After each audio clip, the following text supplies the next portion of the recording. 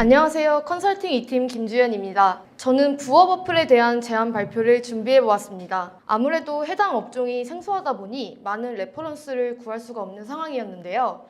지금부터 제가 어떻게 광고주에게 제안하였는지 말씀드려 보도록 하겠습니다. 아마 주변에서도 부업이나 재테크를 한다는 소리 들어보셨을 텐데요. A사는 보험 설계사 활동으로 부업을 할 수 있도록 지원해주는 플랫폼이었습니다. 지금부터는 심층적으로 자사의 수학 분석을 해볼 텐데요. 저는 수학이 아닌 토웃으로 조금 순서를 바꿔보았습니다. 위협을 기회로, 약점을 강점으로 토웃 해보는 인사이트로 전략을 도출해 보도록 하겠습니다. 혹시 기사나 영상으로 이런 뉴스를 접해보신 분들 계실까요? 2024년부터 최근까지 부업 사기가 기승을 부리면서 해당 시장의 전반적인 신뢰도가 하락하였는데요. 사람들은 부업을 시작할 때 먼저 이게 사기인지 아닌지 의심부터 해보기 시작했습니다. 따라서 해당 시장의 진입 장벽은 더욱 높아졌습니다. 그래도 다행인 건 국내 부업 시장은 꾸준히 상승세를 보이고 있었고 2025년도에는 또다시 엔잡러, 부업러 등과 같은 트렌드가 떠오르고 있다는 것입니다. 또한 더할 나위 없는 찬스는 최근 10년 동안 보험 설계사가 응시자가 역대 인원으로 몰리면서 자사에게는 굉장히 좋은 기회가 찾아왔습니다. 그러나 경쟁사들을 보면 사람들에게도 익숙한 네임드 기업이 너무나 많이 있었고요. 이런 대형 기업들과는 경쟁에서 밀린다는 약점을 가지고 있었습니다. 보통은 물건 하나를 사더라도 네임드 기업 제품은 신뢰도가 높을 수밖에 없는데요.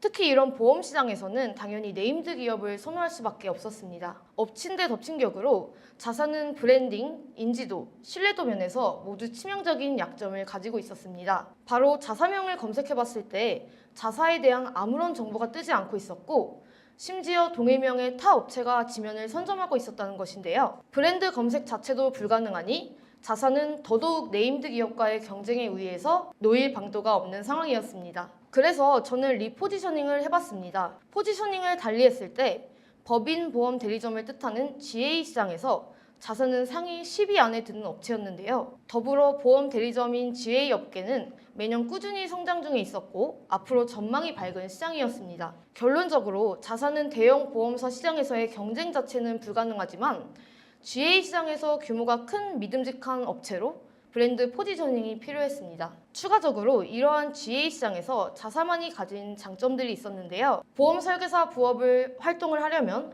필수로 필요한 자격증을 무료로 취득할 수 있도록 지원해주고 있었다는 것입니다. 또한 자격증을 땄다고 끝이 아니라 마스터라는 멘토가 1대1로 부업 활동에 필요한 전과정을 지원해주고 있었다는 것입니다. 따라서 리포지셔닝한 시장에서 자사만의 강점을 내세워 브랜딩하는 것이 필요한 상황입니다. 자, 그러면 지금까지의 분석을 정리해 보겠습니다. 다양한 사회적 이슈가 있어 업종의 신뢰도가 하락하고 있다는 위협, 그럼에도 꾸준히 트렌드로 떠오르며 보험 설계사 시장이 꾸준히 성장 중이라는 기회, 그러나 네임드 보험사들과의 경쟁에서 밀리며 떨어지는 인지도, 리포지셔닝한 GA 시장에서 큰 규모로 플랫폼 내 자사만이 가진 메리트가 있다는 점, 따라서 기회를 잡고 강점으로 경쟁사에게 맞서려면 신뢰도를 쌓아야 합니다. 그래서 저는 광고연금보험이라는 전략을 제안드립니다. 보험은 갑작스러운 사고나 경제적 어려움에 대한 위험을 줄이기 위해 가입하는 상품을 말하는데요. 해당 분야에서는 너무나 특수해 무작정 광고를 시작했다가 광고비를 낭비할 수 있는 위험이 있었습니다. 따라서 보험처럼 미리 대비하는 전략을 통해 안정적인 결과를 그려보았습니다. 이는 SNS 광고를 하기 전 바이럴 광고를 보험처럼 들어놓아 뿌린 대로 걷어들이는 것인데요. 타겟들은 먼저 인지 단계에서 SNS 광고를 통해 브랜드와 자사의 서비스를 노출하게 됩니다. 흥미가 생긴 타겟은 신뢰도를 검증하기 위해서 네이버 검색창에 자사명을 검색하게 됩니다. 신뢰가 생긴 타겟은 SNS 또는 블로그를 통해 유입되게 됩니다. 이 프로세스 안에서 구체적인 크리에이티브 전략을 말씀드리도록 하겠습니다. 인지 단계의 SNS 광고 소재 경우에는 타 업체와는 다르게 차별화를 해보았는데요. 앞서 말한 부업 사기 이슈로 인한 위기로 과도한 후킹성 소재는 타겟으로 하여금 신뢰도를 떨어뜨릴 수가 있었습니다. 반면에 우측 소재를 보시면 언뜻 보면 공기업에서 진행하는 사업 홍보 소재라고 착각하실 수도 있는데요. 이처럼 단순 후킹성 소재보다는 신뢰감을 줄 수 있는 소재로 제작하는 방안을 고려해 보았습니다. 이와 같은 소재로 인지 단계에서 SNS 광고를 하여 타겟들에게 1차적으로 브랜딩을 시켜줍니다. 다음으로 SNS 광고를 본 타겟이 흥미를 갖고 검색이라는 행동 단계로 넘어가게 되는데요. 이때 네이버 검색창에 자사명을 검색하면 자사의 정보가 나오도록 지면을 독점할 것입니다. 보통은 브랜드 검색 광고, 파워링크, 쇼핑 검색 광고 등의 순으로 노출이 되고 있는데요. 이를 제외하고 스마트 블록 영역내를 100% 활용하여 지면을 독점할 것입니다. 이 과정에서 타겟들은 자사의 브랜드에서 신뢰감을 얻게 됩니다. 타겟이 전환되는 경우는 두 가지로 나뉘는데요. 스마트 영역 내 배포될 블로그 원고 내 랜딩 페이지에서 유입되는 경우와 SNS 광고를 통해 메타폼으로 유입되는 경우입니다. 추가적으로 운영 전략에 대해서는 뒤에서 자세하게 말씀드리도록 하겠습니다. 이러한 제안으로 현재는 광고를 집행 중에 있습니다. 그러면 이제는 현재 운영 중인 전략에 대해 말씀드리도록 하겠습니다. 먼저 운영 타겟을 말씀드리기에 앞서서 왜 이 타겟을 선정했는지에 대한 말씀을 드리도록 하겠습니다. 현재 주부 부업자 연도별 추이를 보면 매년 부업을 하는 주부의 수가 증가되는 것으로 보입니다. 또한 직장인의 34.5%는 알바로 부업을 하고 있다라고 답하였는데요. 그러면 이번에는 보험 설계사 쪽의 데이터를 보겠습니다. 보험 설계사 성별 추이를 보면 남성보다는 여성이 69.9%로 더 많은 것을 볼 수 있었는데요. 사실 성별을 특정하기에는 업종이 특수하여서 타겟군이 너무 좁아질 거라고 판단을 하였고 남녀 타겟은 함께 운영하고자 하였습니다. 그리고 연령별 비중 및 인원을 보면 30대, 40대, 50대가 가장 높은 비중을 차지하고 있었으며 3090 세대를 타겟으로 잡아보았습니다. 이러한 타겟 분석으로 페르소나를 잡아보았는데요.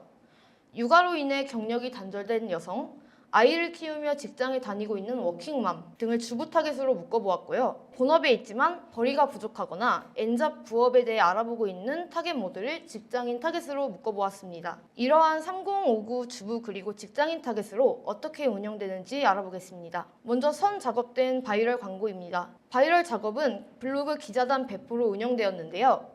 자사 플랫폼에 이용 후기가 담긴 기자단 원고를 배포하여 검색 지면 내 자사 점유율을 상승시켰습니다. 바이럴 광고를 할 때 제가 잡은 키워드는 재택 부업인데요.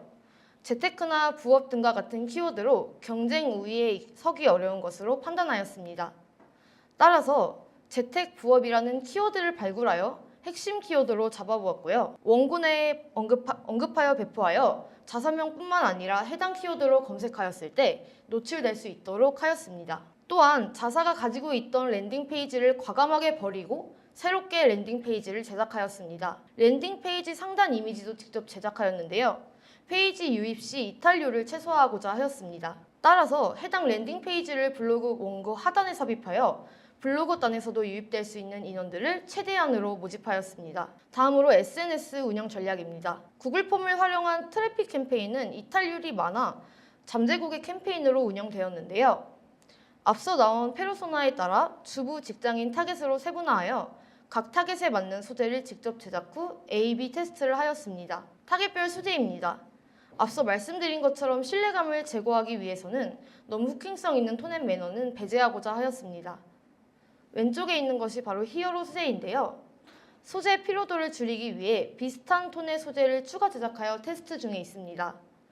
또한 기존 소재와는 다른 방향성의 소재도 추가 제작하여 테스트 중에 있고 결과적으로 높은 효율을 유지하고 있습니다. 메타폼은 랜딩 페이지의 기입 정보 목록보다는 좀 더 덜어내 보았는데요. 최소 정보로만 구성하여 이탈률을 방지하고자 하였고 후기 보러 가기 버튼 기능으로 자사 블로그에 자연스럽게 유입시켜 2차 퍼널을 열어주었습니다. 이러한 캠페인으로 현재는 잠재 고객 전환당 평균 비용 12,000원대로 운영 중에 있으며 DB 수가 150명을 육박하는 등의 효율적인 성과를 보이고 있습니다. 현재까지 운영된 데이터를 바탕으로 기대 효과를 말씀드려 보겠습니다. 먼저 첫 번째 스텝은 바이럴 광고와 SNS 광고를 통해 인지도를 제고하고 신뢰감 있는 기업으로 브랜딩을 하였습니다. 두 번째 스텝은 월 200명 이상의 잠재 고객 유입과 DB 단가 평균 12,000원대로 유지하여 효율적인 DB 유입이 가능합니다. 세 번째 스텝은 1개월 광고 집행 후에 파트너스를 모집하여 그 활동을 활용하여 2차 바이럴 작업에 들어갈 수 있도록 하는 것입니다. 네 번째 스텝은 유입된 고객들의 사례로 브랜디드 콘텐츠를 제작하여 광고의 2차 활용을 할 예정입니다.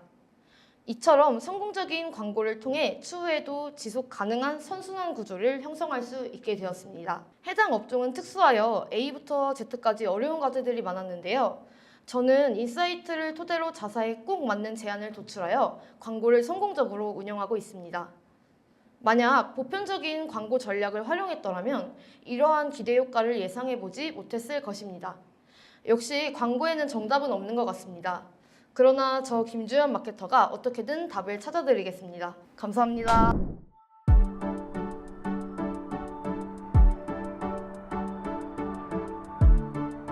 구독과 좋아요는 컨텐츠 제작에 힘이 됩니다.